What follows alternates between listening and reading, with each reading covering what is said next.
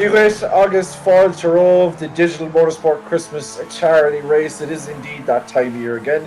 We are reaching the end of what is a pretty terrible year, all things told, but a fantastic way to cap it off here for a charity race at Brands Hatch in the Skippies with some of the biggest names in iRacing and a few names that you might recognise as well from around the world of Irish motor racing. We're here in association with Digital-Motorsports along with Mondello Park, Noon and Kirkora Mills, and of course in association with Motorsport Ireland and iRacing. This race, the Digital Motorsport Christmas charity race, began in 2018. Last year we raised over €1,000 for the Dublin Simon community, and this year we're looking to double that for a fantastic beneficiary for the Make-A-Wish Ireland Foundation. Of course, Make-A-Wish bringing wishes to children who are unfortunately either find themselves a little bit sicker than us than usual kids, or find themselves in a situation where they're not able to quite make their usual dreams come true. Make-A-Wish make that happen for them. We're of course in the county of Kent.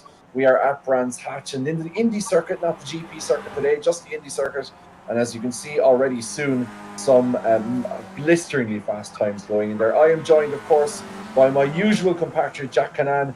And today, for this special occasion, we're joined by Leo Nulty from Motorsport.ie.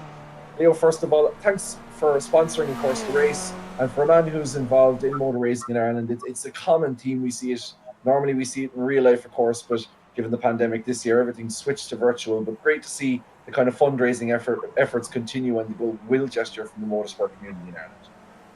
Well, thanks for the lovely intro. Yeah, this is fantastic. I mean, the way this discipline, as it now is, has progressed is an absolute credit to Niall, to Sean, to Rob, and to all the drivers.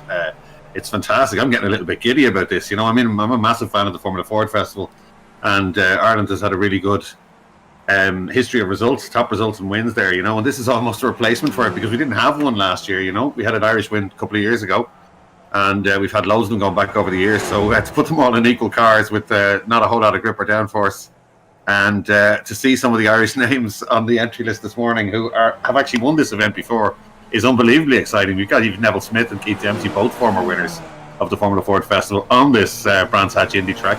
You've Alex Dunn, whose father won it. He's making us all feel really old, because Alex is one of Europe's top karters, and he's also pretty handy at sim racing.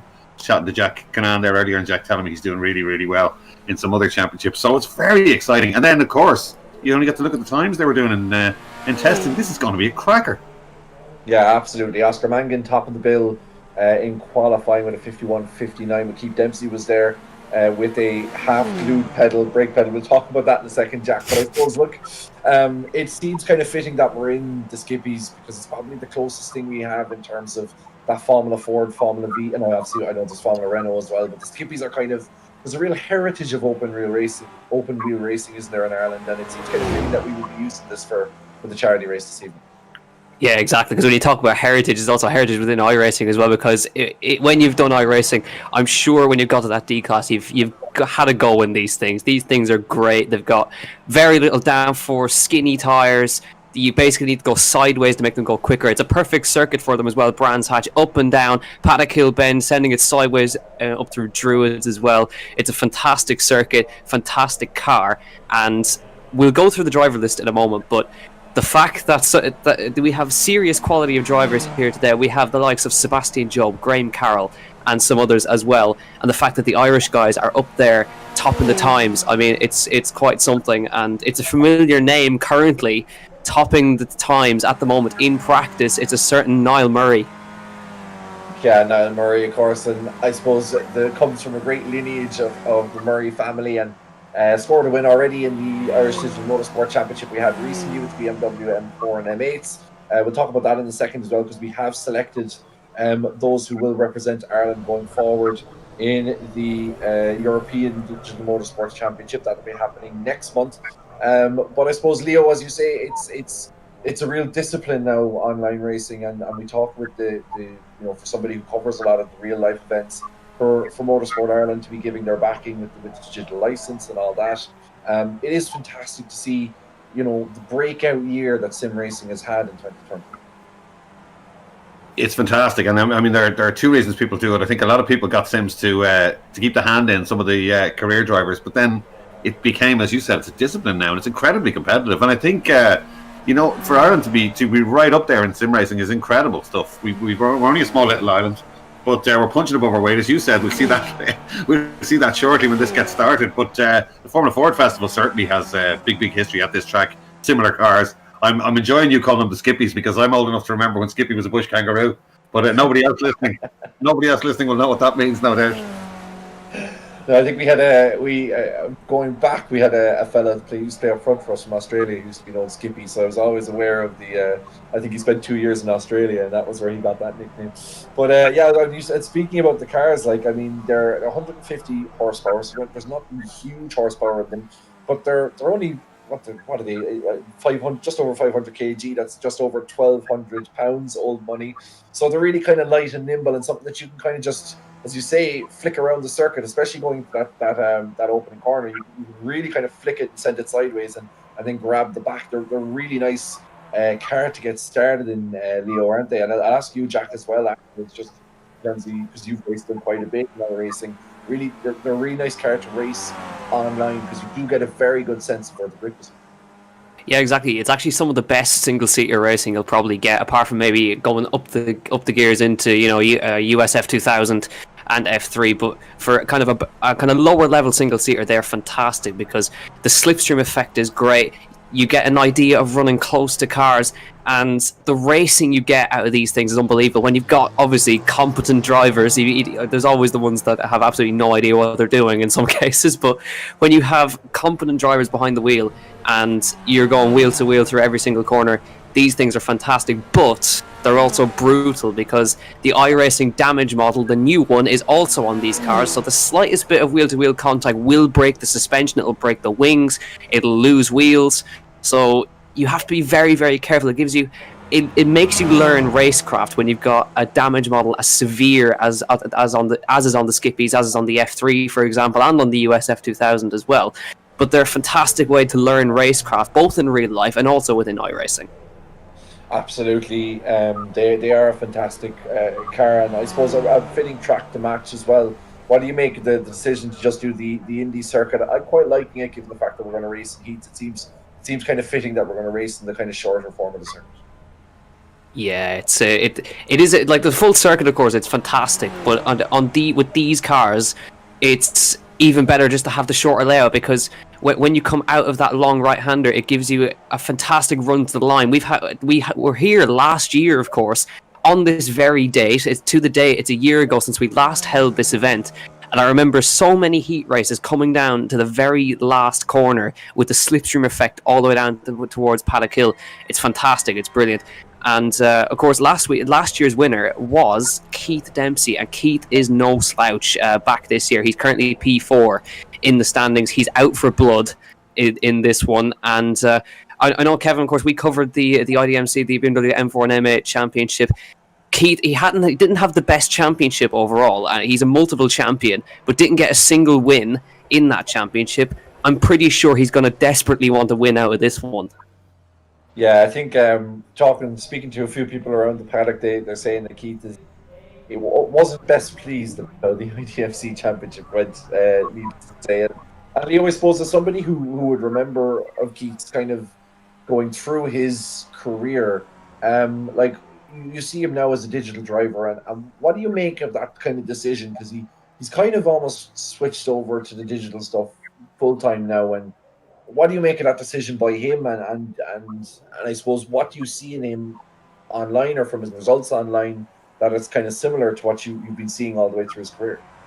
Well, Keith first of all, he's a clever guy. He comes from a racing background. Excuse me. His father ran Cliff Dempsey Racing, probably one of the most, if not the most successful Irish race team for a long, long time. And Keith had his moment of glory, and he won the festival. He won a British Formula Renault race. He's an extremely quick guy, and he's now married, has a family, but it's not over yet, because his son Danny has just started karting, which is great. Makes everyone smile. Another generation of Dempseys. But he's not only incredibly quick, he's very helpful to other people. I've experienced that myself. He's helped a few of my drivers before, and he's really, really good that way. And he's a great ambassador for it. I know he's been with you guys and been away and represented Ireland.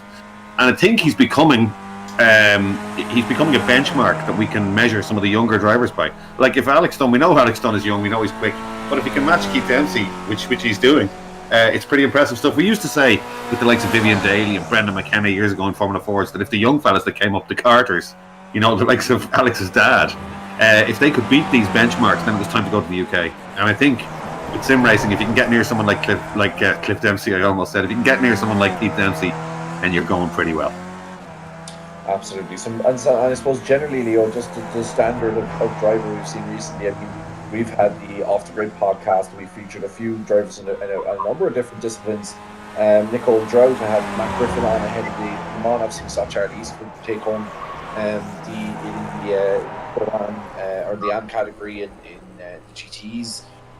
We've seen the likes of even Jordan Kelly now coming up for Formula V stuff. So there is a huge amount of talent we're seeing, and I suppose it's great for these guys then to be able to race against the likes of, we've had like Meredith on, we've had a couple of the guys in the BTCC Championship on racing, and now we have the likes of Sebastian Job and Graham Carroll. So it is great for these, especially young guys like Jordan Kelly, and obviously Josh Malin can't make it tonight, but guys like that to kind of,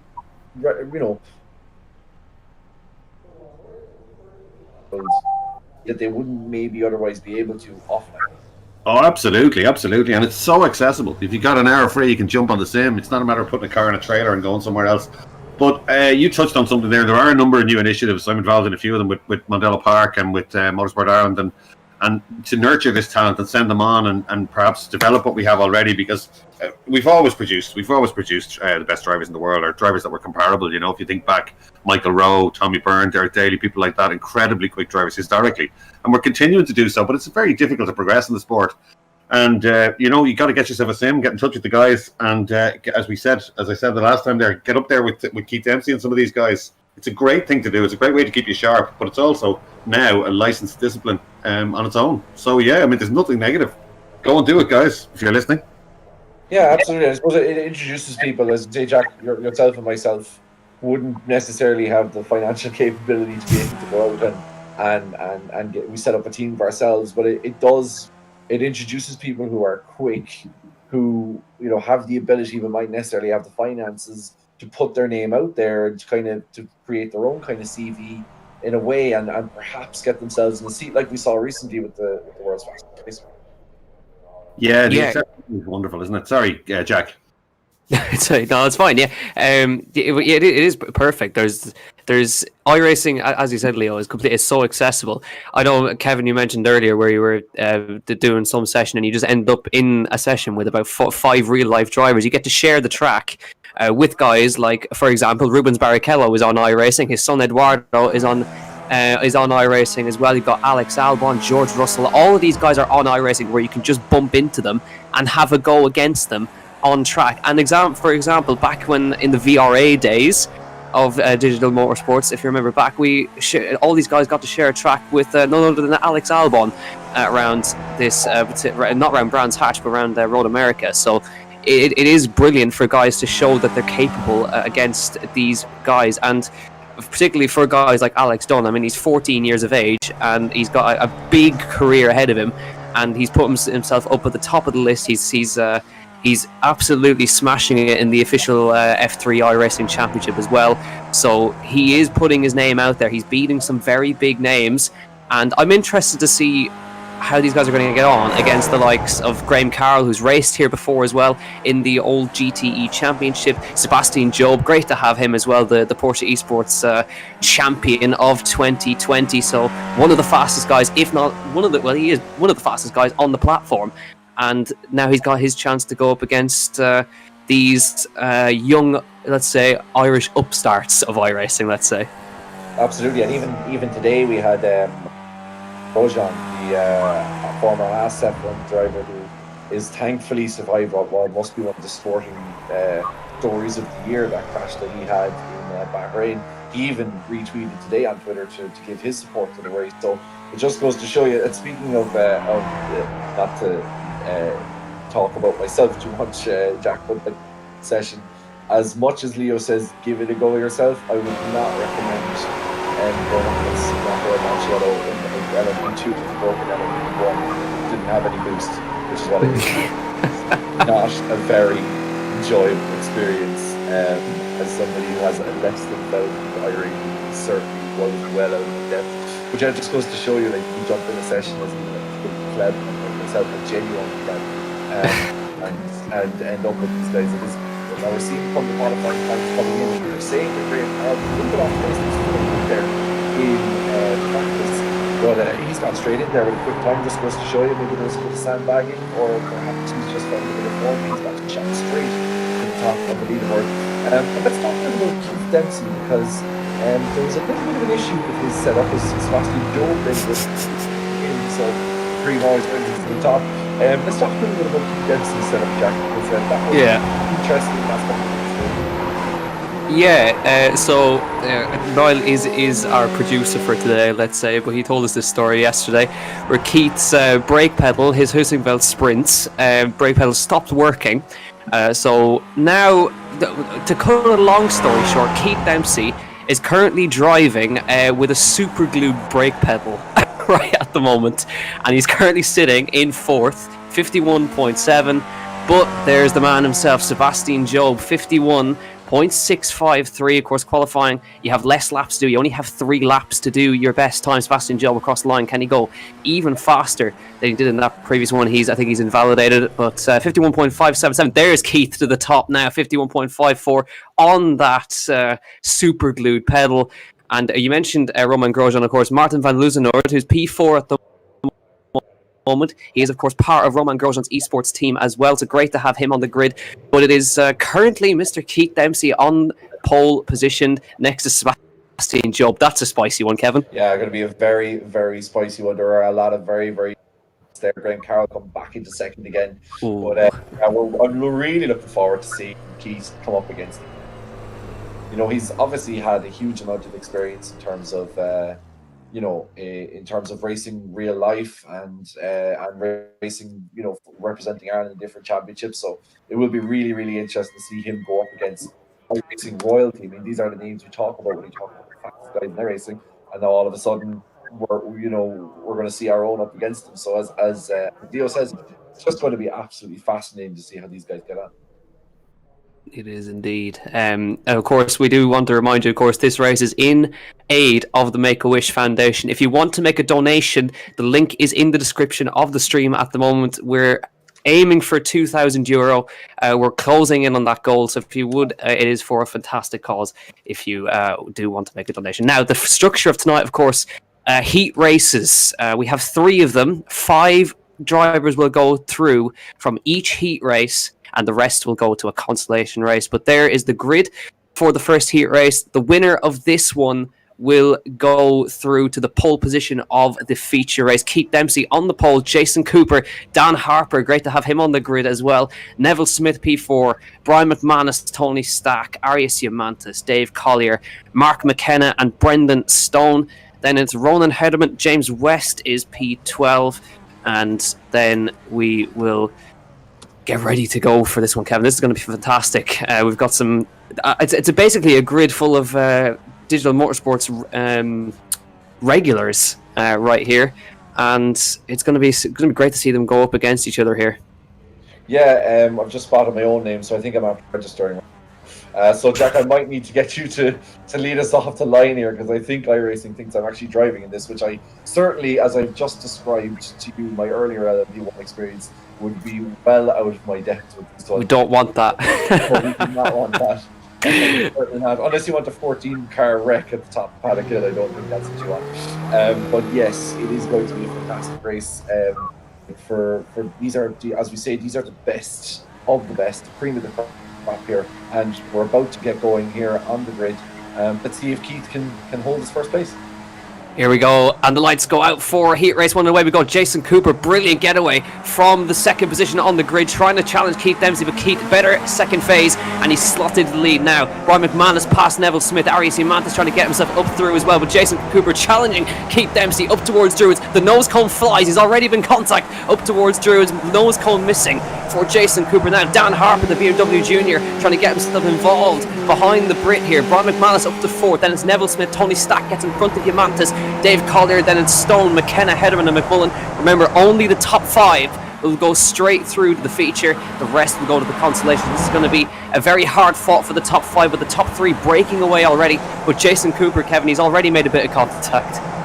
Yeah, a bit of contact there for Jason early, and we talked about him in the IDMC that he is quite consistent, Jason. He's very, very quick, but just not quite above the green for him. But he's certainly sticking away there in second place with a couple of quick guys behind him. This is a much more kind of familiar sort of kind of we've seen recently. So not unusual to see Keith at the top there with 57.5 already coming in early. And Jason Cooper second place. Just to see how Brian McManus gets on, and Arias Mantis as well. He was very quick, of course, in the MC, but altogether it's an awful bit of a different ball game. So we'll just see how McManus, if he can get back with the podium there. And yeah, just I suppose for these guys, it's the first game. It's a case of trying to get the first one out of the way, make sure you're not making any major mistakes, and trying to pick up what you can going forward towards the rest of the game.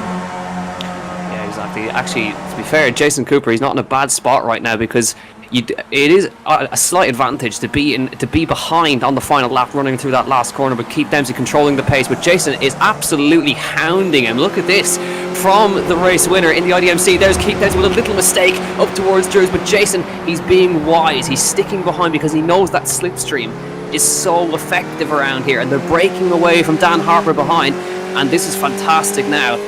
Jason was as he said, incredibly consistent. The results never really went his way. He did get a race win, but it could have been a lot more for him. But now he's proving just how quick he is. But these two are away. Keith is really trying to keep this man behind him. It's a little wide moment again from Keith as they come through the last corner, and Dan Harper falling into the clutches of Brian McManus and Neville Smith as well as they come round the last corner once again. There is Neville Smith in P5, former race winner of the Formula Ford Festival, now stuck behind Brian McManus in P4. So fantastic job from these guys as they file through. But Keith and Jason at the moment are just breaking away. But like I thought, Jason is just keeping himself behind. He's going to wait for the last lap, I think, Kevin. Yeah, I think so. It's all like we've heard this before, and it was interesting when we were even covering the first race in Le Mans. And I think it was Michael McGuinness was saying, I knew his tyres would go off. Now it would be obviously 6 laps. It's not going to be a huge amount, but as you say, Jack, yourself, last year, saw plenty of guys leaving from the end and use that slipstream coming out of McLaren to try and pull alongside through the last while. So there's still a couple of laps left. Jason was doing very well on himself.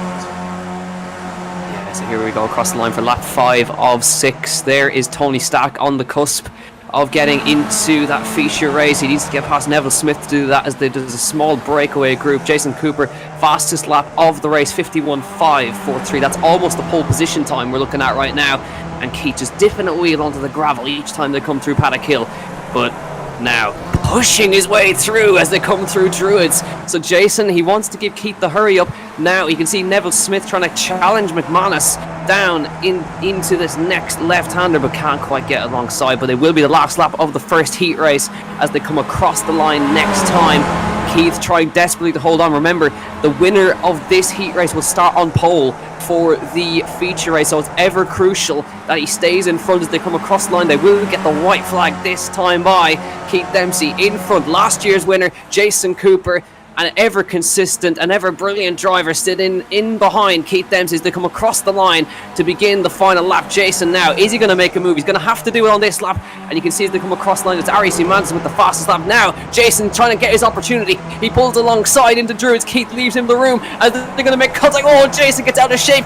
It's the car through Druids. Keith round the outside as they come down the hill for the 6th time of asking. Brilliant racing, but Keith hangs on as they come down the hill. That was on the edge stuff, but it's not over yet because they have a run to the line. Remember, there is McManus with Neville Smith up behind them as they come up to the last corner. Neville trying to get in front here, but can't quite do it. But it will be a run for the line between Jason Cooper and between Keith Dempsey. Round the last corner they come. It's going to be ever tight. Dan Harrow, there's McManus. Oh, that's McManus spinning, and he's going to drop out of the feature race. That's going to let Tony Stack go through. Mantis is going to try and hold on here, but here we go to the line between Keith Dempsey, but Keith Dempsey will hold on to win heat race 1. Jason Cooper is second. Dan Harper gets into third. Neville Smith and Tony Stack gets himself straight through to the feature. The rest will go to the consolation.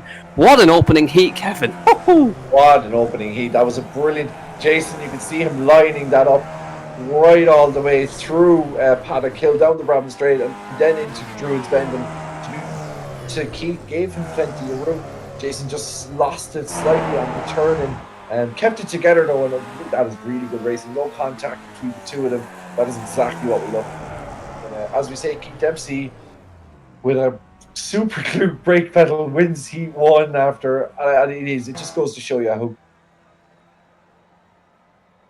much good racing, isn't it? Oh yeah, it's absolutely absolutely fantastic. That was only the first heat, ladies and gentlemen. We've got another couple of them to come, and this is going to be a fantastic one as well, because we've got Graham Carroll on the pole for this one, Martin van Loosenhoort P2, Alex Dunn in P3, Jonathan Brown, very, very experienced Formula Ford racer in P4, James Holman, Richard Lyons, Sergey Grabin, Kevin Lacey, Matthew Trevette, Shane Burke as well, great to have him back, Lawrence de Soswa, and Paul O'Connell. Great to have him as well. One of the sponsors, Cracker Mills, of course, he's in P12. Let's see if he can get himself into the feature, maybe. And further down the order, we'll have a look in a few moments. But Graham Carroll, Red Bull Racing Esports, and Martin van Loosenhoort, Roman Grosjean Esports. So a battle of the titans happening right here. And young Alex Dunn, the youngest driver on the grid at 14 years of age, is P3. And then you can see at the back is Barry Rabbit and Max Hart. Great to have them on the field as well. So this is going to be absolutely fantastic, this heat race, because it's Red Bull versus Haas basically on the front row. Yeah, and yeah, and it is fantastic, as you say. You know, like we're talking real racing and sim racing, getting these guys going, and we're underway. It looks like Graham Carroll's going to keep his lead there as we go down towards the hill for the first time. And if you are enjoying what you're seeing, of course, there's a link below to donate. We're almost at our €2,000 target. And we need your help to get over the line for the Make-A-Wish Foundation in Ireland. So if you are enjoying the racing, please do be generous. It's been a difficult year for everybody, not least those kids who so really need something nice. I think we all need something nice in 2021. And the Make-A-Wish Foundation is making that happen for kids around Ireland. Graham Carroll still in the lead. We're focusing on Paul Connor now. I'm on Jonathan Brown. Sergey Grabin is there as well, of course. And some fantastic racing going on here at Brands Hatch. Yeah, fantastic stuff at the moment. But Graham Carroll hangs on to the lead as they come across it. But Martin van Loosenhoort, here he comes. He's going to try for a move on the outside of Paddock Hill, maybe, as they come through for the second time. Not quite, but Graham Carroll, very experienced racer here. And Alex Dunn is on the back of the both of them now as they come up to Druids for the second time to the outside. Loosenhoort goes, but he's not able to do it now. Side by side, Matthew Trevette and Sergio Grabin. That's going to be a spinner in front, and Kevin Lacey. There's going to be contact there. Round goes Matthew Trevette. Absolutely no fault of his own right there, and he's going to fall back as a result. But Graham Carroll is under severe pressure from Martin van Loosenhoort here as they come round the next part of the circuit. Alex Dunn is just watching and waiting for his opportunity here, and wide moment for van Loosenhoort. Through goes Alex Dunn up the inside. Brilliant move from the young Irishman. Yeah, great move from as you say, Alex Dunn. He might be young, but he's not short of experience and not short of racecraft either, and really, really exciting talent, taking on some of the best in the business. This is going to be, what a way to announce yourself to the rest of the world, to say you're battling against Graham Carroll. If you can overtake Graham here before the end of the race, it doesn't matter what happens in the rest of the event, he'll be absolutely delighted with himself. The young, what did you say, Jack? Only 14 years of age.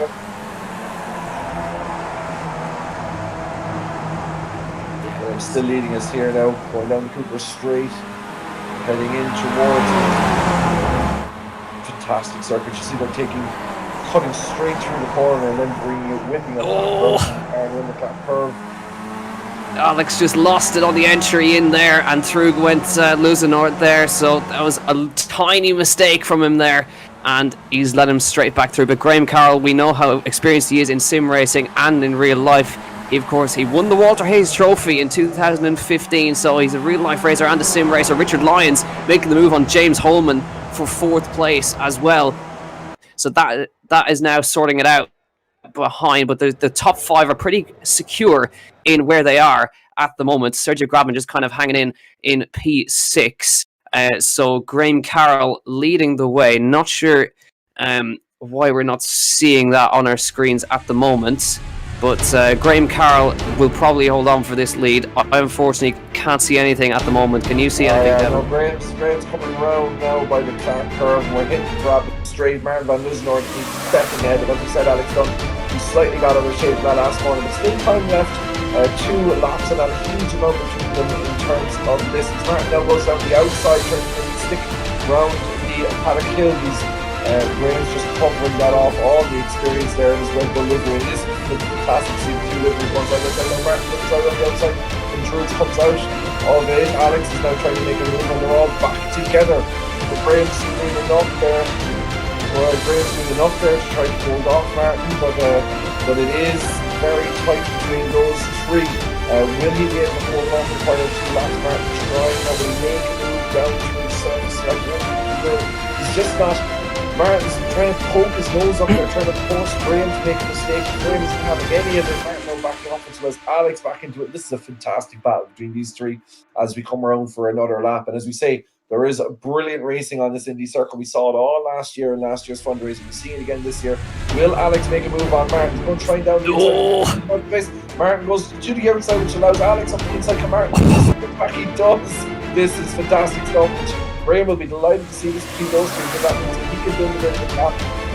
Martin is coming up the inside. Alex is still sniffing around there, looking for an opportunity to get a second place finish. He'll be annoying himself for losing between Clark curve and allowing Martin back into it, but certainly sniffing it up there. And I think we're coming up to the final lap now. Graham coming through. Martin still holding off Alex Dunn, so it's Graham Carroll who leads. Martin van Luzendorp and then Alex Dunn. James Hurley in 4th position, a bit behind those between the lines. Sergey Grab and Kevin Lacey, Lawrence de Sosma there, Paul Conley, Max Hart and Jason Brown. There is a nice little pack there as Graham goes across the line, takes the win here in Heat 1. Martin van Luzendorp in 2nd, Alex Dunn in 3rd, James Holman in 4th position. But fantastic racing there, in fairness, and for Alex, he'll be disappointed to have given up that position through the Clark curve for 2nd place, but he'll know that there's still plenty of time left in tonight to get something out of the race. Yeah, absolutely. So apologies for the stream problems for anyone who is still able to hear us. We're currently trying to sort it out, but we'll keep you up to date with everything that is going on track right now. But Graham Carroll, he will be starting on the front row of the grid as we will head to heat race number 3 in just a few moments' time. So we've got. That is a fairly decent prospect for a final. Absolutely. So yeah, now we're going to add another Red Bull Racing Esports driver into the mix with Sebastian Job is going to join on the grid right here. And Sebastian Job, for those of you who may be unaware, Sebastian Job is the current reigning iRacing Porsche Esports iRacing champion. And we're going to get ready to go under here as the light's about to go out. And Sebastian Job on the pole. And we are underway. Great start from Wayne Douglas, who gets away absolutely brilliantly. He smashed it off the line. Sebastian Job goes backwards off the line as they come away. It's Niall Murray P3, the pace setter in practice. Evan Walsh in P4 as they come through. Paddock Hill for the first time. Devi Yamamoto slots into P5. Patrick McKenna. There is Rory O'Shea trying to make the move on Patrick McKenna as they come through. Drew slots it up the inside. Kenny's going to be able to stick this one, and he does manage to stick it in front of McKenna as they come down the hill. McKenna trying to come back in those that come through. McKenna does get back into P6 as they come down the hill here. But great start from Wayne Douglas, Kevin. He absolutely lifts up for dead. Did Wayne Douglas jump to start, though? It looked on my screen that he perhaps may have jumped to start, so it'll be interesting to see what our 3 stewards think of that one on today's race. I have a sneaking suspicion that Wayne Douglas jumped to start there at Sebastian Job, because he was almost into second gear before Job was off the line. So it'll be interesting to see what happens there. We'll see what our race stewards tonight have to say about that. But fantastic start nonetheless. And there is a great battle here between Rory O'Shea and Maston. That's Rory O'Shea coming ahead of Patrick McKenna, is it? Has had an issue? No, it's Evan Walsh has had the issue there, actually. And Patrick McKenna, now Murray's gone ahead of him. But Evan Walsh leading, and there's going to be This is very tight. Yeah, it was Evan who had the problem, as he's going to tap wheels with McKenna as they come around the last corner. There goes Evan past Patrick McKenna. McKenna's carrying a bit of rear wing damage there. As you can see, he's going to lose down the straight here as Rory O'Shea is going to slot in behind him now as they come down towards Paddock Hill Bend. He's slotsing right up under the rear wing. McKenna is having none of it, though. He's going to try and send around the outside. He's going to have to give room. There's a spinner behind as well as they come through Paddock Hill. It's a bit messy. Oh, there's a huge accident. Oh, Wayne Douglas is in the wall in Druids. That's a huge accident. So Sebastian Job now leads. Sebastian Job in the lead from Wayne Douglas. Unfortunately for Wayne, I'm not sure what happened. Something similar that we saw from Evan Walsh. They're just getting a tyre on the gravel, spinning around into the opposite wall. Patrick McKenna now going back at Rory O'Shea. This is a really, really interesting battle developing here in the midfield. But up front, of course, is Sebastian Job leading the way quite comfortably, it looks like, from Niall Murray. And then we have Damien Yamamoto, Evan Walsh, as you say, Rory O'Shea, who's been closely tracked by Patrick McKenna, and then Nathan Healy coming in there and profiting from that. So we'll see going down into the Paddock Hill Bend. Patrick McKenna tries around the outside. Rory O'Shea comes back. Patrick kind of with the switch back, but Rory does enough to cover him off. And this is just brilliant. Now Patrick going down the inside into Druids, and he takes a wide line. Can Rory come back and take it up the inside? This is really good between the two of these. And as you say, Jack, the skippies are just absolutely brilliant for this kind of racing. They just encourage such close wheel-to-wheel racing. Yeah, this is what they're made for. And it's so unfortunate that the stream can't unfortunately see this, but we're trying to keep you updated as much as we can as they try to fix the technical problems here.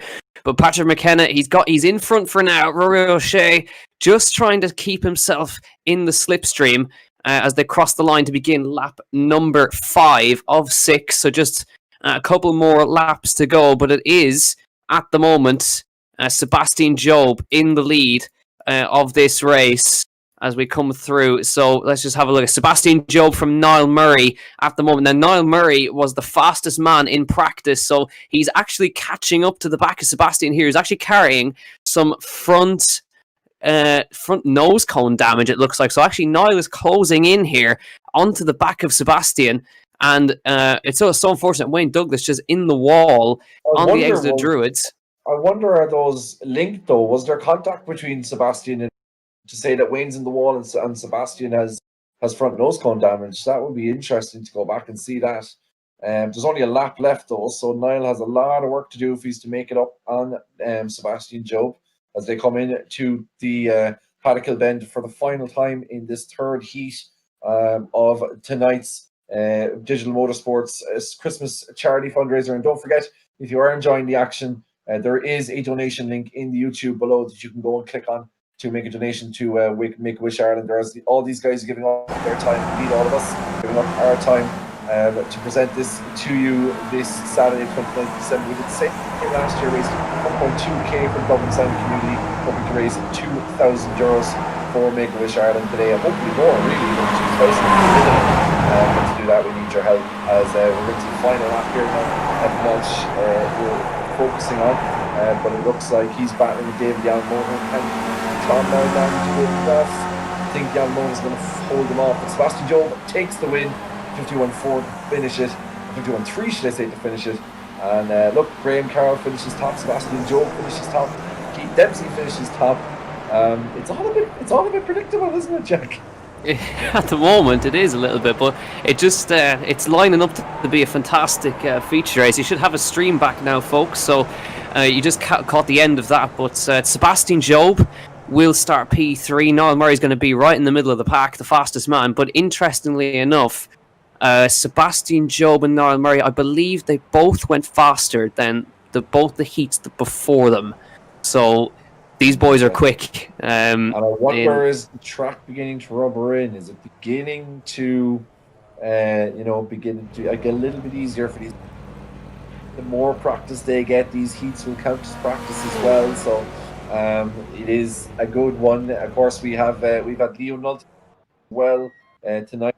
Motorsports.com annual Christmas charity race. As we say, if you are enjoying it, please do give a donation to the Make-A-Wish Foundation. They are an absolutely fantastic foundation altogether, deserving of every single cent, every penny, every ruble, every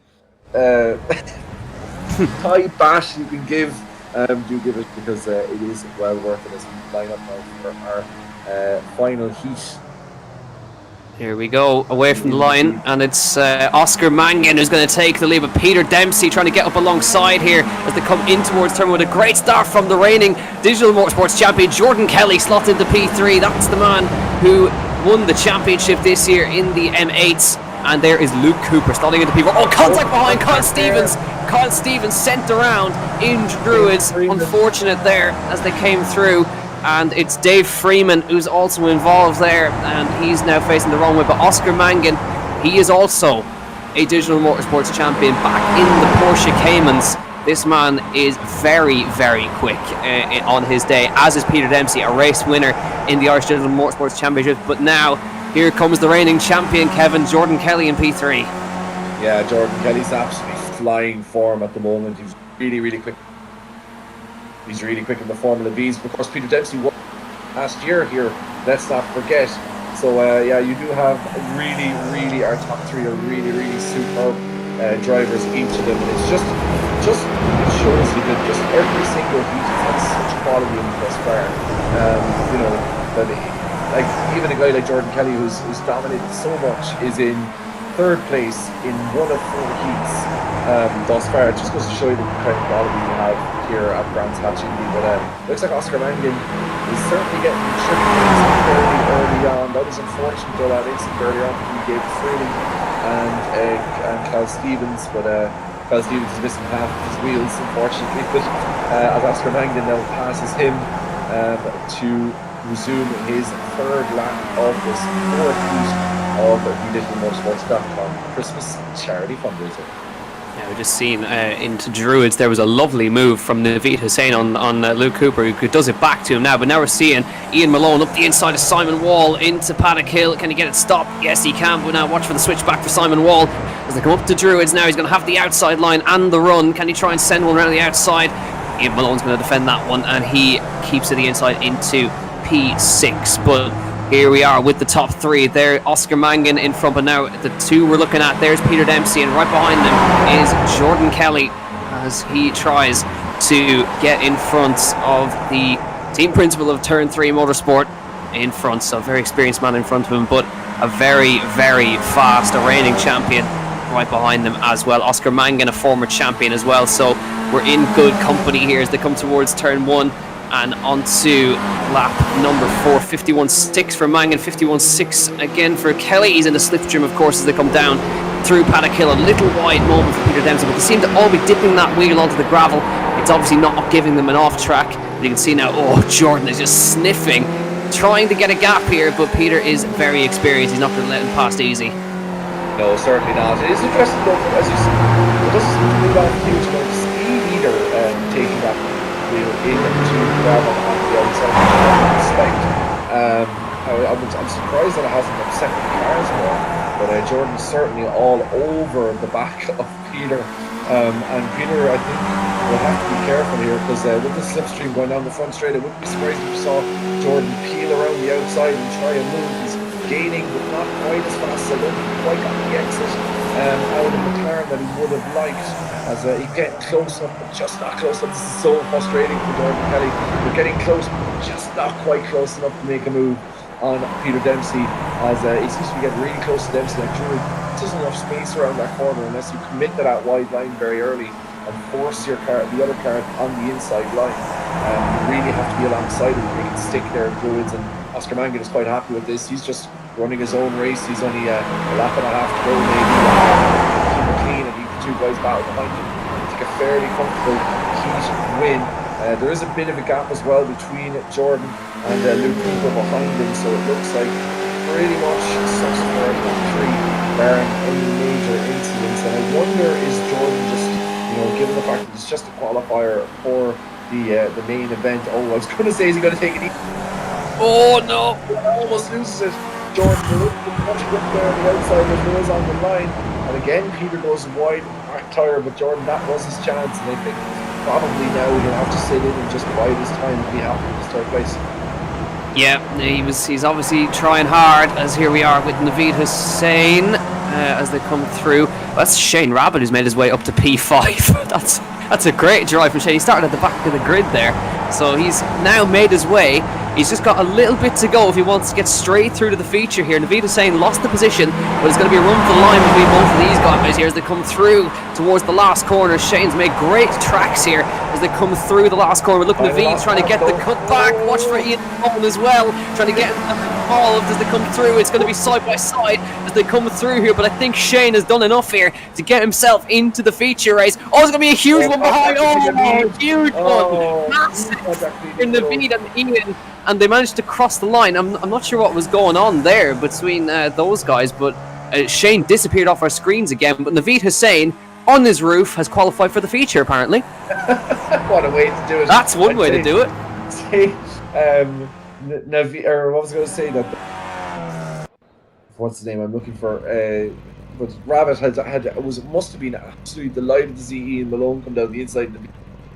He got that slightly wrong, that last corner through the Clark curve, and then must have been so happy to see him Malone come up the inside and just put a bit of pressure on Naveed Hussain, which just put him off slightly, just enough to allow Rabbit across the line fairly comfortably without what was again some really good battling. It's a pity to see Jordan Kelly that just kind of couldn't quite get that stick down the Paddock bend, because it would have been great to see him get that over the line and to see that battle continue. But this is obviously a consolation race, am I right in saying?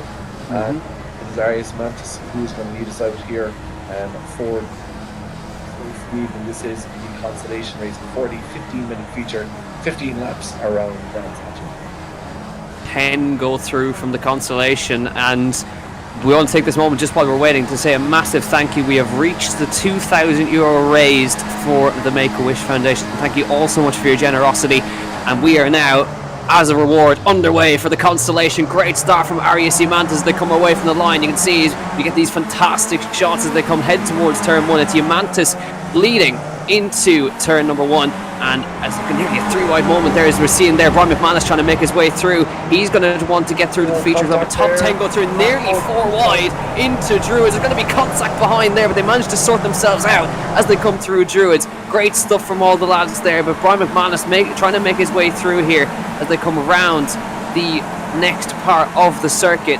And as we come down the hill, Damien Mullen trying to get his way through as well. Wayne Douglas trying to make a recovery as well. There's a car in the grass on the left side, which is unfortunate for them, but Yamantas, he's nailed his start. Kevin, he's gone. Down the road and waving behind him. There's huge though, Jack, because we were following the leaders. Unfortunately, I don't have the same versus you at the moment, so I'm following myself. And I was looking back for them, but there was huge contact there. Some couldn't see quite was involved in it. Paul Conlon, I'm not sure who was involved in this race, but there was huge contact in the big group of them there, which is quite quite a few. Arias Romantis now with a huge lead at the front. It's between Rory O'Shea now and Naveed Hussain and McManus for second place. Arias way out in front of those guys. You can see right now Rory O'Shea, he's battling with Brian McManus here as they come down to the last corner. Rory to the outside here. He's going to go side by side with Brian, trying to make some space here. He's going to have to back out though, because he's going to have another car up his inside all of a sudden, swap for positions there as they come through. So Naveed Hussain gets himself involved as well. So it's Yamantas from McManus, Hussain, O'Shea. Hussain now, he's trying to get himself in front of O'Shea. He's going to keep himself in front of O'Shea as they come towards turn one. But these guys are all secure in their positions right now if they just keep it clean. But the battle that we're going to keep an eye on is the battle for P10 as they come through Catlack Hill. And that's going to be about McManus in the gravel. And there's another one in the wall as well. That's a huge accident into Druids. But it's such a shame. McManus is going to drop out of the feature race. He's not going to make it. It's now O'Shea trying to get in front of Hussain. But Yamantas is all helping Arias Yamantas. He's clear out front as the huge scrap here between Pat Masterson, Rob Moore, Kevin Lacey, and multiple others there. There's even a car in the middle without a rear wing on. Oh, and there's another bit of mistake. Is that wrong? Yeah. I don't think Kyle Stevenson again. Of course, Kyle Stevenson had an unfortunate run of things, was taken out in the heat, and then had an issue in the consolation race as well. You see a Reiki cars coming out of the pit now, Mark McKenna as well. But a really interesting battle developing there on board with Brian McManus at the moment. And Sergey Grabin now going down the inside of Pat Masters. There's a whole cave of cars going through the Rules Bend at the moment. But a very, very interesting battle going on right across the track. Trying to recover with this is a massive scrap here right in the midfield. Looking at Pat Masterson right now at the moment, he is on the back he's on the back of Kevin Lacey. Right behind him is Sergey Grabin. Rob Moore is still going without rear wing. There's going to be a sent around Rob Moore into the back of Kevin Lacey, and that is going to cause a huge stack up in the last corner. That is such a shame for Kevin Lacey. As far as I could see, it was another car just ran to the back of him. I think it could have been Pat actually. It just hit him in the back there. Now a couple of cars trying to make their way through. As a result, there's Ian Malone making his way through. Kevin Shine making his way up to P5. Wayne Douglas into P7. McMullen into P8. There's McManus. He's now suddenly, all of a sudden, after the spin, he's kept out of the wall, but now all of a sudden he's back in the feature because of that crash that's happened in front. There's Malone up the inside of Shine. Wayne Douglas, remember, he was in the wall in the heats. He's trying to recover back to the feature race. He was leading his heat race ahead of Sebastian Job. Now he's going to try and get through past Ian Malone and Kevin Shine as they come to the last corner. He's going to be able to get past both of them. He's going to get past Ian Malone. I think it's going to be very tight as they come through. It's going to be a wheel-on-wheel contact, but they managed to survive with a little bit of damage for Ian Malone. He was carrying damage on the front wing anyway, but next up for Wayne Douglas is Kevin Shine right in front of him. This is what the consolation is always. It's always madness in this one. There's Rob Moore back in the pit lane, but Wayne Douglas now to the inside of Paddock Hill. Kevin Shine leaves him room, but Kevin, he's going to send one around the outside. He's going to have a go sending it around the outside. He's going to stay in front. Good lad, Kevin. Yeah, it's really, really good stuff there. Despite the contact that he had with Ian Malone behind him, really, really good there from Kevin Shine to stay ahead as we're focusing back on Brian McManus here. And as you say, McManus now down the inside of David McMullen, two guys who know each other extremely well. That's an excellent move by McManus down the inside of the Graham Hill bend and into 8th place all of a sudden. That hasn't worked out too badly for Brian McManus. No, absolutely not. It was Kevin Shine now. Douglas to the inside, but watch out for Ian Malone in the slipstream as they head down towards turn 1 once again. This is such an amazing scrap. Wayne Douglas now, he's got the inside firmly and he's into 5th place. Now Ian Malone is going to also try and get past Kevin here as they come down the hill. The car behind is a lap down, I believe, as they come through up into these next few corners. Malone trying to just stick himself out. I believe that's Shane Burke actually trying to make his way through past the lap traffic. He is, of course, obviously got involved in an incident earlier. Yeah, it is Shane Burke, but pops up on the screen right now. So he is fighting for position actually as they come through. He's going to get past Ian Malone here and trying to get himself into this next feature race. So he's into the feature now, is Shane. Let's see if he can keep himself in there at this moment in time. I think there's just he is actually fighting for position. The classes are not showing him in there, but he is firmly fighting for position here, is Shane Burke. There is Max Hart actually. He's not too far off of 10th place, but it might be a bit of an ask with just a couple of laps to go. But the man who's in the lead firmly at the moment is Arias Humantis from the pole, Naveed Hussain. Great to have Naveed back. It's been a while since we saw him on the grid, and he's back into P2. But Rory O'Shea, we're very familiar with him, Kevin, up to P3. Absolutely, Rory didn't really deal with it that he would have hoped, but still a very, very, very quick lad nonetheless. And yeah, good to see him doing well. Station a chance to go to feature race, and as we say, a very, very mouth-watering front row for this feature race. But of course, we still have plenty of these guys who will be thinking to themselves that a bit of luck and a bit of consistent driving, they can have their way. And I think Arias Humantis, he started pole, finished pole, he's still in pole, should I say. So he's had a fantastic time for thus far as we focus now on Lawrence de Sosva, of course, one of Ireland's best known sim racing streamers, and the man who coined the old coffee and chat. What is it again? Coffee? I can't remember. Was it Coffee and Cars or something? Right, yeah. Coffee and Cars. The sessions in a set, of course, and so yeah, he's as Arias now comes across the finish line for the second and the last time, I would say, going to take the white flag. But yeah, it's been really good stuff here. This consolation race. There's a bit of craziness at the start, but seeing again some of the best guys go forward. And as you say, plenty of opportunities. I mean, Montero there is 11th place. He'll fancy himself at a run at Damon McMullen as well. As we look at Brian Stone going in, and Brian McManus now is down in 6th place as well. Yeah, McManus trying to get up to P5 as well. You can see this battle. Brendan Stone ahead of Ian Malone as he tries to get Kevin Shine. McManus is fighting with Wayne Douglas as well. A 51.4 for McManus, so he's on the pace of the fastest guys. Just kind of stuck in the mid-pack with that unfortunate spin. So there's McManus. He's going to try and get past Shane Burke here for position. Side by side as they come towards the last corners here. Shane very experienced in sim racing, so he's going to slot in behind McManus. Maybe he's going to try and get a run here. He's going to go to the outside, look for the cutback. But Brian, he's very wise to that. He kept to the inside. Diamantis takes the consolation. Hussein, O'Shea, Jonathan Brown gets through. Matthew Trivette into P5. Then it's Douglas, McManus, Shine, then Shane Burke, of course, as well. Brendan Stone, Ian Malone, and Damien McMullen should just sneak in that 10th spot as well. It's going to be very close, but it's going to be a great feature race that we've got lined up in just a few moments' time. So the rest, of course, we're going to say goodbye to, but the top 10 making it through there from this consolation race. But 15-lap feature race awaits us. Last year's winner is on the pole. We got 3 minutes of warm-up to kind of calm down after those 4 brilliant heat races and the consolation race. But I don't know. Who's your money on, Kevin? I mean, that's like saying, who do you think is most likely to be completely cured of coronavirus? I have absolutely no idea. But I am looking forward to seeing out on top, because this is going to be an absolute fantastic one. I mean, Graham Carroll, Sebastian Jobe, Pete Dempsey on the front row.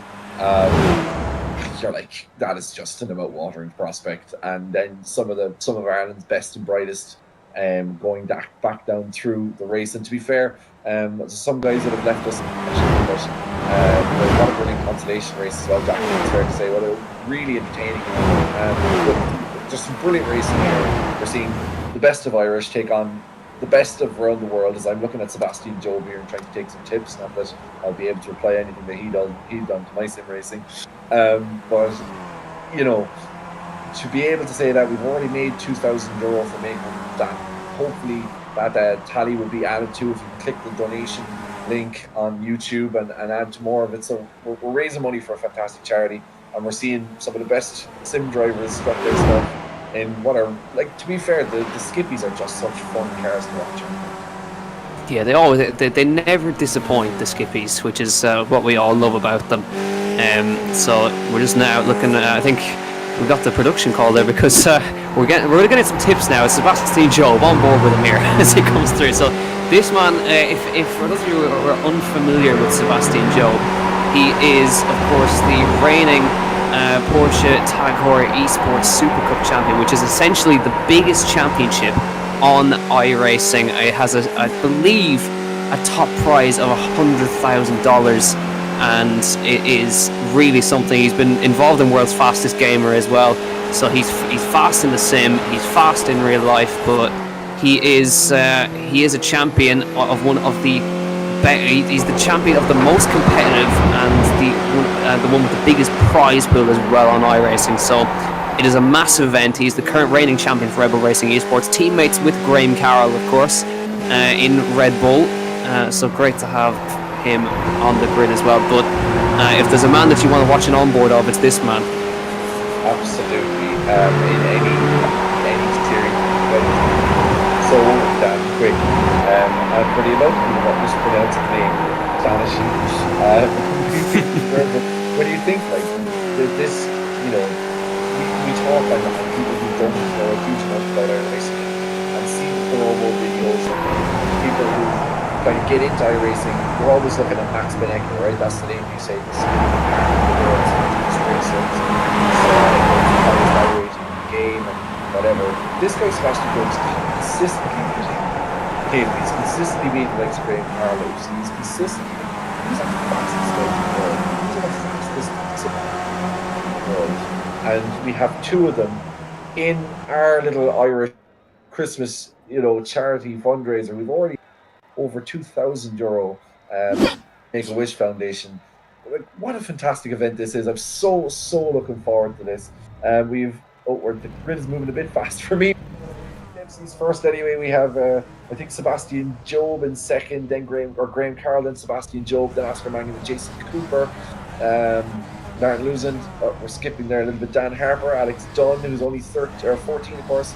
Dave Yamamoto, then Jordan Kelly, the winner of the team championship, Neville Smith, Richard Lyons, Evan Walsh, Clon Mellman is in there in 15th. Luke Cooper, Tony Stack, James Coleman, Patrick McKenna, Shane Robinson up in there, and then we have some of the guys you see in Aries Mantis who led from start to finish in the consolation race. Now Navid Hussein, Roller Shane, and then we see some of the guys who in the consolation race coming back out. It'll be interesting to see if as we get underway here is Keith Dempsey leading us out, and it is Graham Carroll. He's already got a good start on Dempsey's going around the outside of the then early on. Kempsey has the inside line. Graham Carroll side just behind. This is a fascinating battle. Carroll get it through his corner. Keith's going to keep that inside line. He is surrounded by Red Bull bullying. Red Bullies, I think we can call them. Yeah.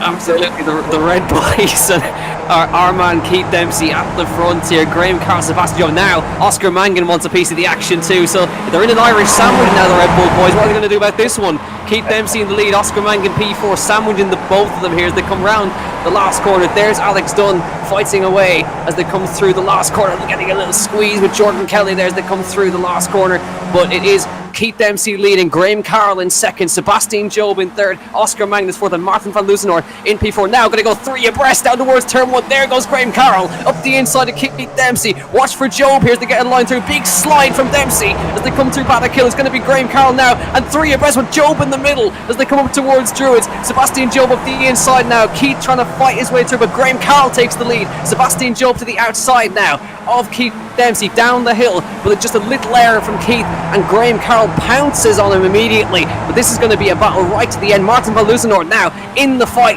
in the back in that Roman Grosjean car as well. But Red Bull now in the lead with Sebastian Job behind. He's going to go for the inside on Keith as it comes through. There's going to be contact. No, how was there not? There is contact, and Sebastian Job hits Keith Dempsey, and round he goes in the last corner. It's gone from bad to worse from last year's winner. He's been hit off in the last corner. Let's have a look at that again. There's just this tie, possibly a bit of net code there as they came through, but so unfortunate for last year's winner. Keith Dempsey is out of the race, and there, look at that, Oscar Mangan sends it up the inside and up Sebastian Job, and now Martin van Loosenhoor up the inside of Sebastian Job as well. But Oscar Mangan, he wants to get one over on them now as well. He's into P2. Sebastian Job probably won't be too happy with that manoeuvre there, but Martin van Loosenhoor now, it's Red Bull versus Haas again, but Graham Carroll clear out front, Kevin. Yeah, what a whole important Dempsey.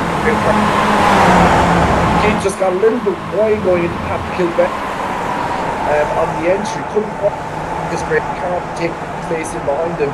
Sebastian Job then clipping him on the final corner, and Angus Horribilis, that is 2020, continues for Keith Dempsey. He's had a fantastic heat, and I would love to have seen that Irish sandwich continue, because we're talking about the best of the Irish against the best of the world.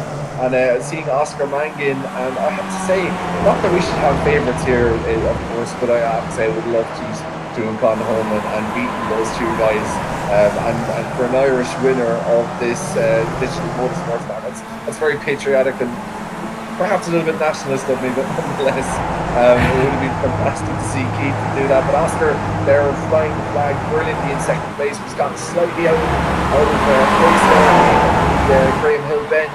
And now we're going to see if Sebastian Job can get the Job done on Mangan. He's coming up the inside of Mangan, holding him off. But it looks like Graham Carroll, all he has to do is run around here now for the next couple of laps, and he should almost have it in the bag. Yeah, Graham Carroll, he's raced in Digital Motorsports Championship before, but now you can see in the background Sebastian Job with Oscar Mangan side by side through Paddock Hill. It's going to be very close, but Mangan hangs on around the outside. Job now, it's going to be 3 wide with Van Luzenoord. He's going to stick it up the inside of both of them into Druids. Can he get a stop? No, he can't. Mangan back up the inside. Job around the outside again as they come down the hill for the second time. It's Job up the inside. He does get the job done up the inside. Now Luzenoord trying to get past Mangan as well. This is absolutely fantastic racing. This is what the skippies are about. And Van Luzenoord now slots in front of Mangan, but that's not the tail done at all. Graham Carroll is going to be wanting them to keep fighting, but this is bringing now Alex Dunn, Jason Cooper, Jordan Kelly just a little bit closer each time. Jason Cooper now into the pit lane with damage. So Alex Dunn, we know how fast this young lad is. He wants the piece of the action, as does our reigning champion Jordan Kelly. Now Van Luzenoord, he wants a piece of the action of Sebastian Job. He's going to try and go around the outside. No, he can't do it. Down the hill they come. Oscar Mann going to try and get a run of them here. Job defends to the inside. Luzenoord is trying to keep him at bay here, but Mangan, he's trying to go all the way around the outside. He's going to run out a little bit out of room there, but they're fighting so hard that Alex Dunn is closing in. This is absolutely brilliant racing between all four. We saw Martin Van Luzenoord certainly being aggressive here, chucked it down the inside. We saw the last lap with Druids, and saw Mangan and Sebastian Job come back up his inside. Now made it stick against Mangan. Mangan's coming back with a vengeance. The 3 of those are separated by a hair's breadth as we go down the main straight back into the Paddock Hill bend again. This is absolutely brilliant racing, and like I say, we're raising more money here for the Make-A-Wish Foundation.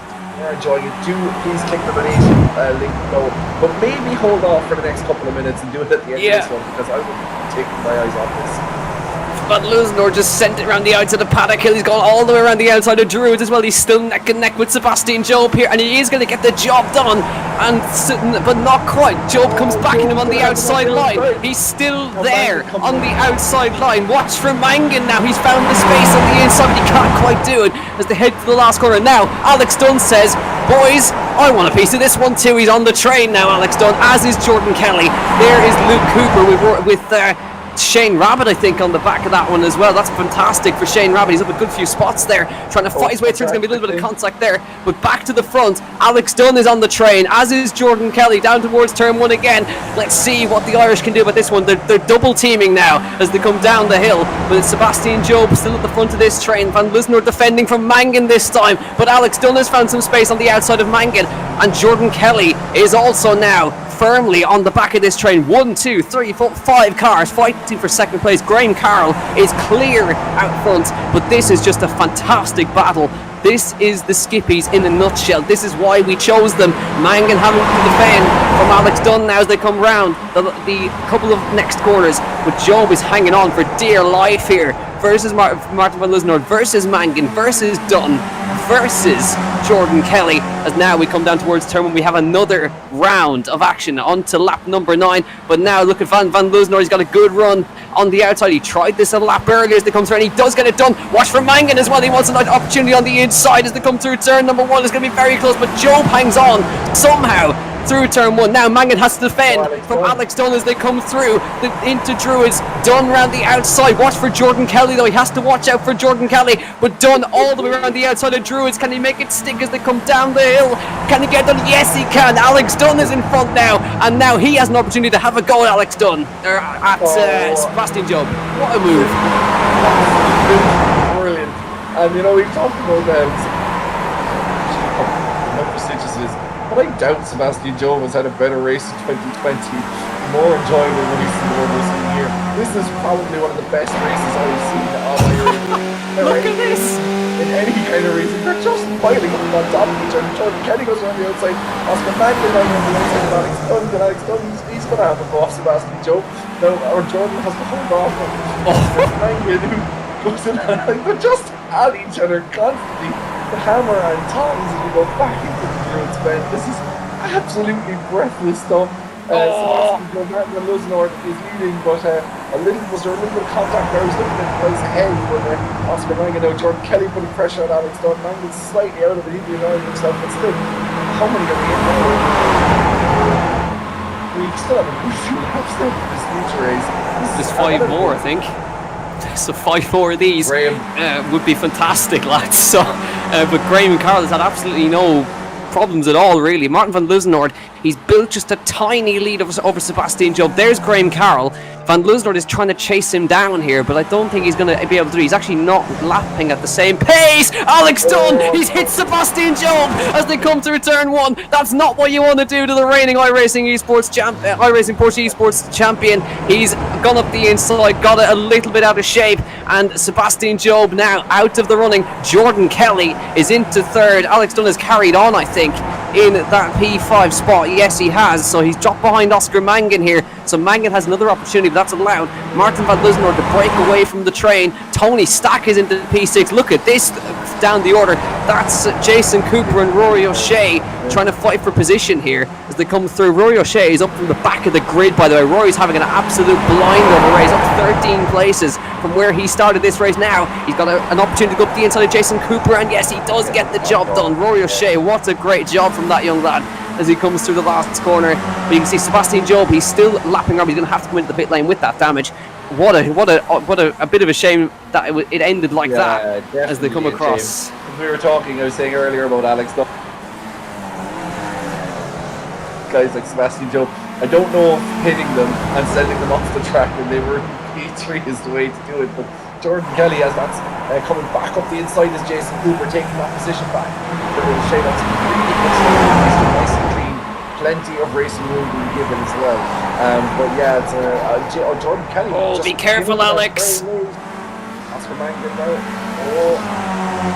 But that was. He gave a little touch to the back of Oscar Mangan that time. But Jordan Kelly just arrived late and just held off as Alex went back up around the outside of Oscar. Oscar tries to cover him off there. Will Alex won't be able to keep that momentum? Will he try to switch back? But Jordan just turned up and said, "Yeah, I'm not, thank you very much. Like, I'm just going to hang around in here and watch you guys battle it out." It's like youthful exuberance, as that we'll call it, because Oscar isn't exactly too late in his day either. But to be fair, Alex is chucking it in there. He's absolutely no fear on this young man. As he's Oscar's having none of it. He's twisting in, and round goes Oscar Mangan in the last corner. He's not going to be pleased with that one either, I doubt, as they come through. Oscar Mangan now in the grass, but one man who's in absolutely no problems at all. Alex Dunn into the pit lane now with damage, but Graham Carroll out in the lead by 4 seconds with just 2 laps to go. What a shame, but look at that Tony Stack. Tony Stack a bit of neck code in that one as well, Jack. Touch between them, look like there could have been a bit of neck code involved, I'm not entirely sure. As we're focusing now on Rory O'Shea, and he's had a fantastic race from him to come from the back up and forwards. That was putting pressure on Richard Lyons. Jason Cooper's having a battle with earlier enough. 8th place and just ahead of Alex Dunn. He's got all the way back down to 7th, and that's a real pity as we go on board now with Tony Stack, who is just behind Jordan. Well, not just behind Jordan Kelly, he's behind Jordan Kelly. There's a fair gap between them. Kelly coming over the start-finish line soon, and Tony's just coming around the final corner. But under pressure there, Patrick McKenna's been the final lap of this Digital Motorsport Christmas charity fundraiser, and what a feature race we have had, Jack. This has been absolutely unbelievable. Yeah, this is a great fight between these lads. These are regulars here. Tony Stack and Patrick McKenna as they come through turn number 1. But just a couple more corners to go for Graham Carroll, and he's going to be lucky that he got the move done early on. And but what a shame, we were robbed of having Keith Dempsey in the middle of that one as well in that last quarter instant. But here we are round the last corner in this feature race, this brilliant charity event, but it's going to go to Red Bull Racing Esports with Graham Carroll, who will take the flag as he crossed the line to win the feature race in Brands Hatch. Martin van Luzenoord for Roman Grosjean Esports, he crosses the line P2, and our reigning champion Jordan Kelly will get P3. And here comes Tony Stack. He's trying to hang off Patrick McKenna. He will get P4. Great result for Tony and for Patrick. Oscar Mangan, he recovers to P6. Alex Dunn is P7. Watch out for lap car behind, side by side between Shane Rabbit and Richard Lyons. That was close across the line. They managed to get across. Brendan Stone from up 18 places from where he started. Great job from Brendan. And here is Luke Cooper with a couple of others behind him. There's Shane Burke with now. This is going to be a runs line between themselves and Evan Walsh. This is going to be quite close. Brian McManus, he's had a pretty terrible one as well. Evan Walsh is just going to nip in front across the line there. I think Shane carrying damage on the front wing there.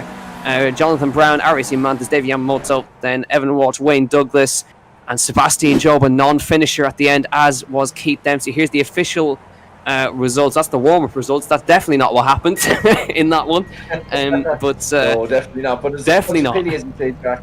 Such a pity that Keith Dempsey, we were robbed to see Keith Dempsey. He was, like, it was so great to see Keith leading Sebastian Job, Carl. I mean, you're talking about Ireland going into the Europe Sports Championship next month. What a confidence booster that would have been for Keith Dempsey. He's had such a difficult year of it, to be fair. Not all of his own doing either. But like it was fantastic to see Oscar and Keith kind of top and tail the Job and Carl Red Bully train that we saw, because it was just a fantastic race. And to be fair to Alex Dunn, that would be a bit of a learning curve for him. Tony Stack as well. Fantastic result for him. I mean, he's absolutely delighted with that. I heard him on the radio going over. Yeah, Graham Carroll winning from Martin Van Loosenord. Race himself, the Roman Grosjean team driver, are very, very aggressive from him. Then Jordan Kelly, Tony Stack, battle between them. Oscar Mangan in 6th place. A pity to see Oscar. Wouldn't be nice to see him finish in the podiums. I think he deserved it. Alex Dunn then in 7th, and Alex, look, a really good race from him, but just again, I suppose maybe a little bit of inexperience, probably a little bit too aggressive, probably went for opportunities that weren't necessarily there and they had the door closed on him. But a good learning experience for him nonetheless. Then Jason Cooper, Shane Rabbit, so a really good battle between them. Richard Lyons, Rory O'Shea, as you say, coming back from the back of the pack to finish at 11th place. Brendan Stone, Luke Cooper, Shane Burke, Brian McManus, Jonathan Brown, and then Arya Semantis in 18th place. But what a feature race that was. I enjoyed that, Jack. Yeah, I enjoyed that third. It was exactly the same last year as well. The Skippies just never, ever disappoint in this, and they're just a fantastic car. And it's just non-stop swapping of positions. You saw it there, but the image that will be ingrained in my memory from that one, the one that will be screenshotted, is Keith Dempsey at the front, Oscar Mangan behind, with the two Red Bull Esports boys in the middle. That's a perfect shot with them nose to tail in the last corner. But yeah, but fuck yeah, 4th out of all. Came here before, he won before, so he did what he needed to do. He got the lead early, and he let the lads behind him battle and just drove his own race. Really brilliant job from him. Absolutely, yeah, especially taking the lead so early against Keith, who has just been so consistent in the Skippies this year. But as you say, like, it was a good old battle. There wasn't a huge amount. Martin's 3 seconds behind, but when you look at kind of the race, the way it developed, a good battle between that. Martin was kind of closing in on Graham there near the end. It's great to see, look, a guy like Graham Carroll involved in this, and it's no surprise that he's quick from the get-go, but it is great to see our own boys mix it with the best of the best. And just goes to show you, we were talking to Leo Nolte from motorsport.ie earlier on. He was saying we have a real good heritage here in Ireland of racers, and to see those guys now show, with the legacy of Graham Carroll to co-drivers as well in the mix it is fantastic. Jack, I think you have Graham Carroll alongside you for the winner of this feature race. Graham, congratulations.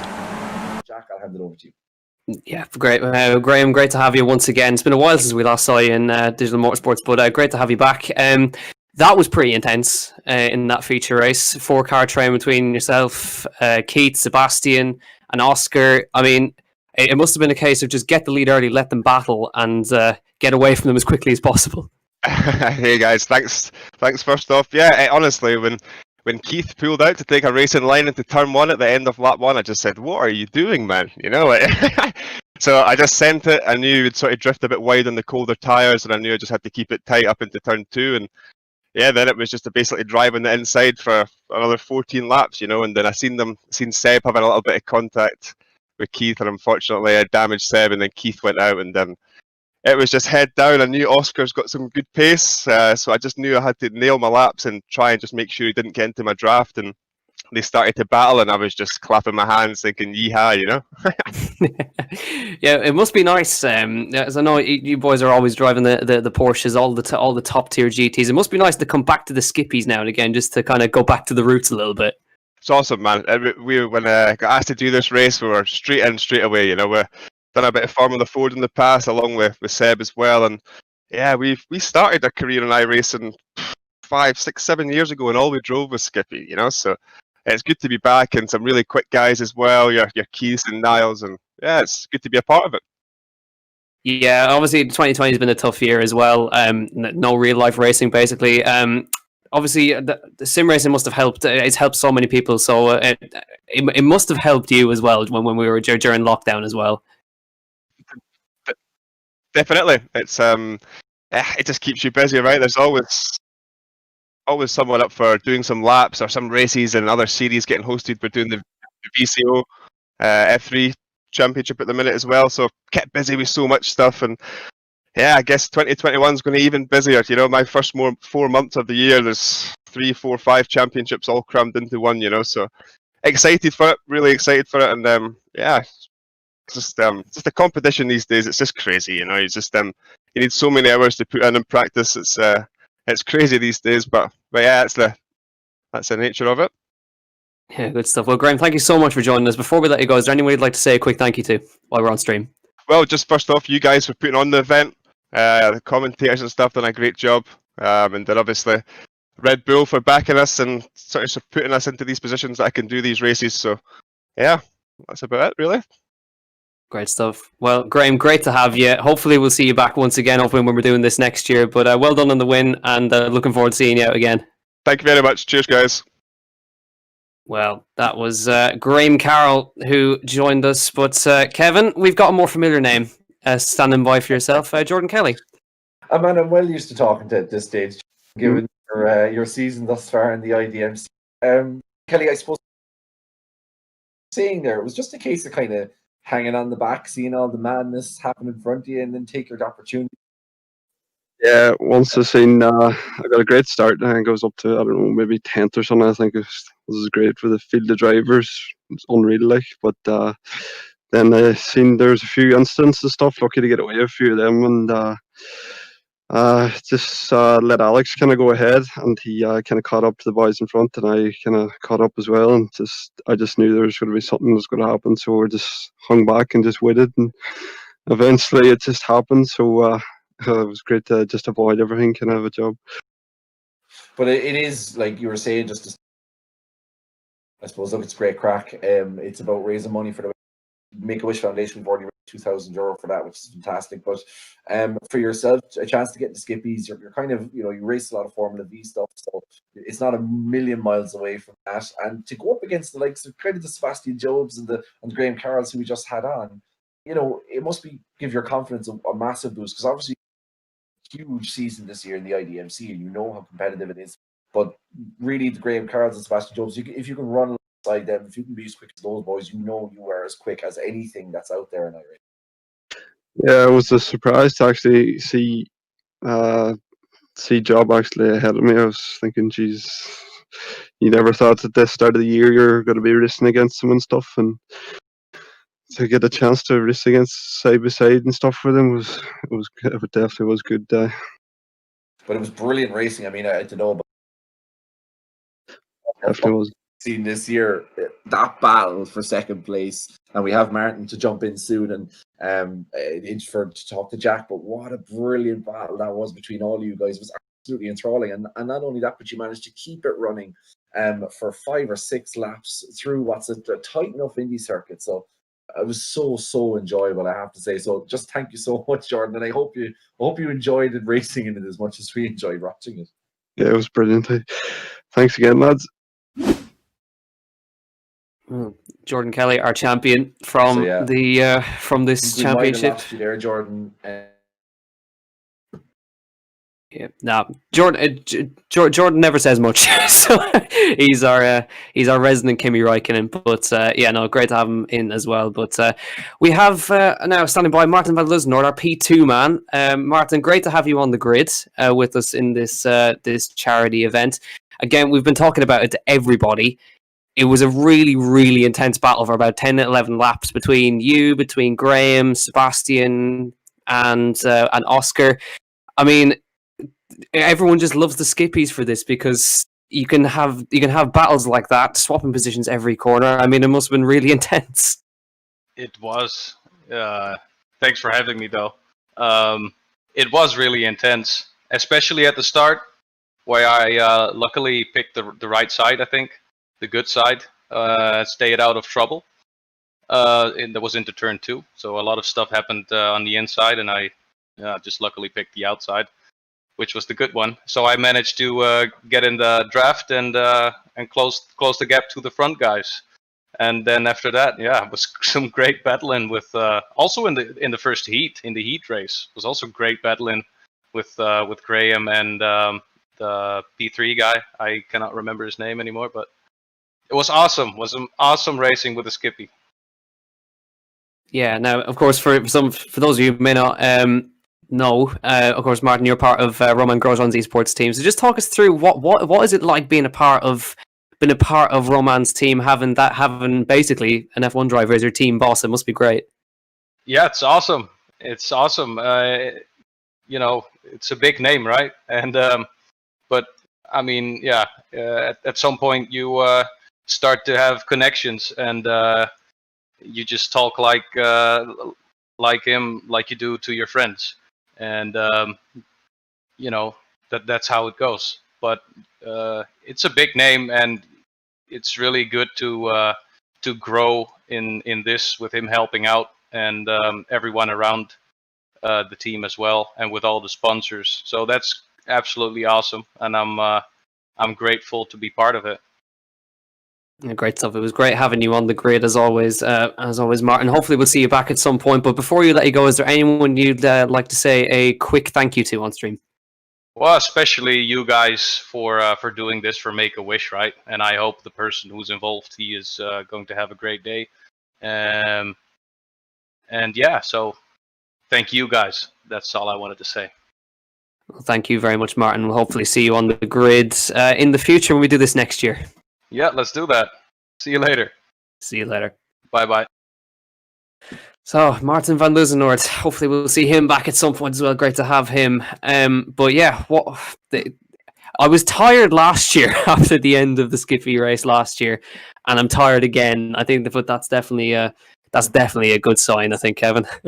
Yeah, absolutely. It's been I love this this format that we have with the heats and then going through consolation and through to a feature race. That it means every single race matters, and you never really lose track of guys either, because there's always something going on. And what a brilliant feature race. I mean, the consolation race was a bit of madness followed by a bit of good racing at the end, but the feature race was just absolutely superb.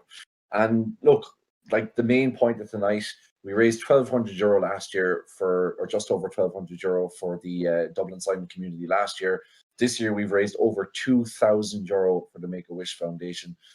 That's it just goes to show you that people years ago that may have written off sim racing and may have said, oh well, it's only a game. It's kind of, I don't get why you take it so seriously. It's something that can come together and raise that amount of money is absolutely superb for an organization that will really, really massively appreciate it. So a huge thanks of course to not only Niall Maher putting this together, but also Rob King, of course, and Sean as well, because it's just a fantastic event. And to see guys like this, the likes of Sebastian Jobs and the Graham Carrolls and the Martins come in and pay it such respect and say they've had such a blast. Like, the racing was absolutely fantastic. So just thanks to all those guys for putting it together, and thanks to the Make-A-Wish Foundation as well for doing what they do, and of course thanks to our sponsors for tonight's event as well.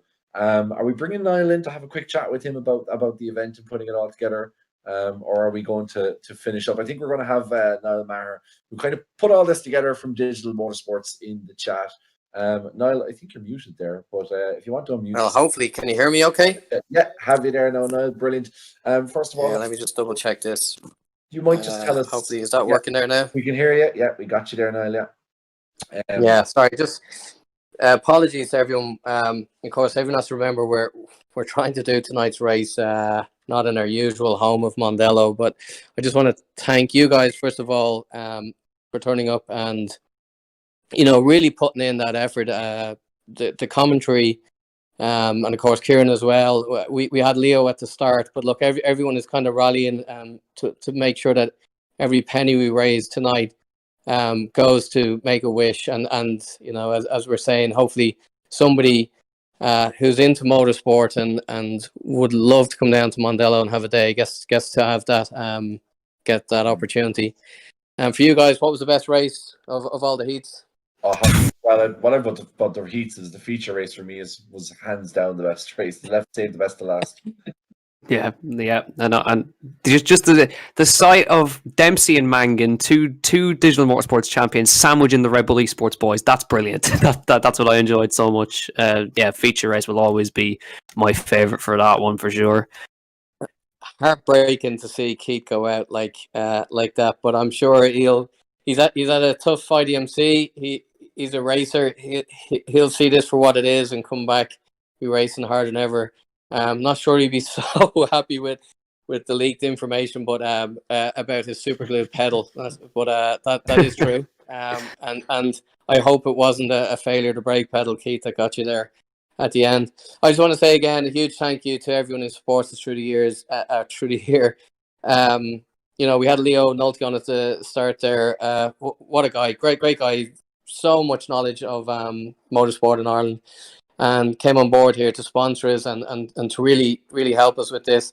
Of course, Damien McMullen's family-run business, Newtone, as well, came in early, and then we had Mondello come on board as a sponsor, and then Motorsport Ireland, as always, race actually run an association with them.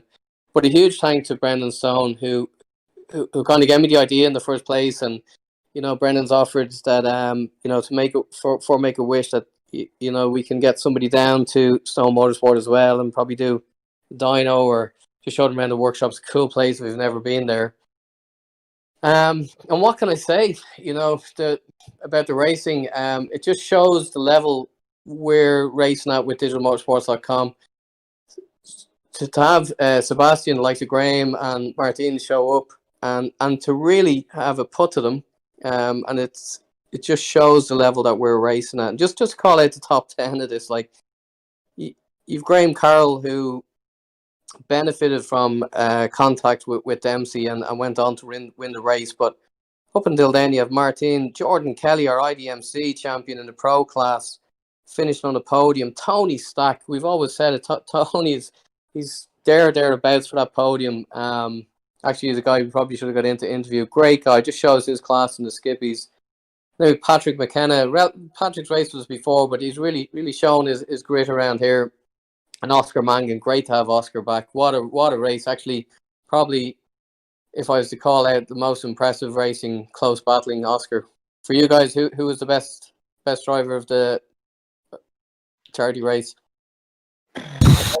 I have to say, and I know that it was a bit disappointing that I suppose he was a little bit over eager in the feature race, but I was really impressed by Alex Dunn. Oscar as well, I have to say, I'm massively impressed by Oscar. But to see a guy of that age so fearless racing against iRacing royalty and of course Irish motorsport royalty, and holding his own, I was really impressed with Alex, and I definitely think with a bit more experience, he's sure to be one to watch for the future. 100%. Finished 7th. You, Jack?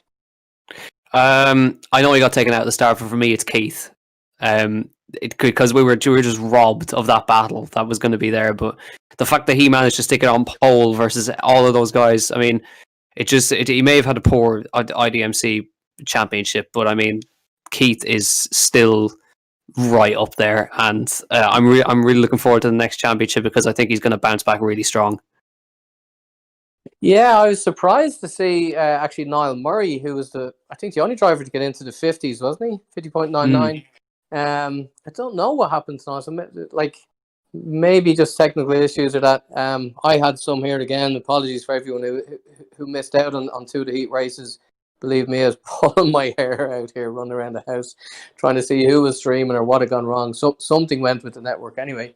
But I just have to call it out. We didn't show enough of some of the drivers at the back, but Shane Rabbit jumps in and finishes in the top 10, just ahead of Richard Lyons. Like, always great to see Shane out racing with us, and such a fun. I love the style of racing that actually all the rabbits bring. Just getting pipped, I think. Did he pip him on the line for Jason Cooper? I wasn't sure at the end. And then, of course, Rory O'Shea, great race with us. And look at Brendan Stone there, just joined in the Pro-Ams for his first race with IDMC, finishing top 12. And I tell you what, James Holman, it just shows you Luke Cooper, Jason Cooper's brother, down 14th, Shane Burke, Brian McManus, Jonathan Brown, and Arias Diamantis. Like, they're all such huge names in sim racing. It just goes to show. Hopefully, we can keep this momentum up and keep that quality of driver for the 2021 season, which would be awesome. Yeah, well, I think, to be fair, if looking at what I've seen in the IDMC and in this, the amount of work that you guys put in the background is, we've all the drivers we talked to tonight and all the ones we've interviewed have mentioned how much work has gone into it and how much they appreciate it. And I think, if you're a pro driver, if you're a top driver, or you want to race in a series where people take it seriously, where there's real work put in, and I think there's massive kudos due to yourself, Niall, and to all the Digital Motorsports guys, and indeed the guys in Motorsport Ireland for raising it to that level. And I suppose, look, we do an awful lot of back clapping here, which is often deserved, but to be fair, I think just this whole event has been fantastic. And I have to say, I'm massively proud to say that I've been involved now in something that's raised that money and will give a child, because I think, when it comes to motorsport, we're all very blessed and lucky that it's something that we can all kind of, if maybe not get directly involved in, we can dip our toe into, and we can be involved in and support and get around the garage. And it's kind of seen as a normal thing to go up to Mondello and have a lark about the garage and have and stuff, and to be able to give a child or children who wouldn't necessarily, they see that as a massive day out. It'll be something that will be so good for them, where it's something that we take for granted so much. So it's just fantastic to be able to raise the money. And I do really look, if you're still watching us, go into the description below, click the link, give a tenner, give 15 quid, give a fiver, give a euro, give whatever you can. We know that not everybody is, as everyone's in a difficult situation at the moment with everything going on, but it is money really, really well put forward. It will go towards the Make-A-Wish Foundation, and it'll help children who really have not had the greatest rub of the green experience something that they'll never forget. Yeah, and as always, I'll let Jack just leave us with his maybe his highlight of the race, and then Kevin, I'll let you sign off in your now, I don't know what you say, traditional way. Trademark fashion, yeah. Just in case they are watching, or for anyone out there, again, a huge gap in Irish motorsport this year with the loss of John Campion. You're in our thoughts for all the family, and we'll dedicate what we did tonight as well, just to John, his memory, and for everything that he's done for Irish motorsports.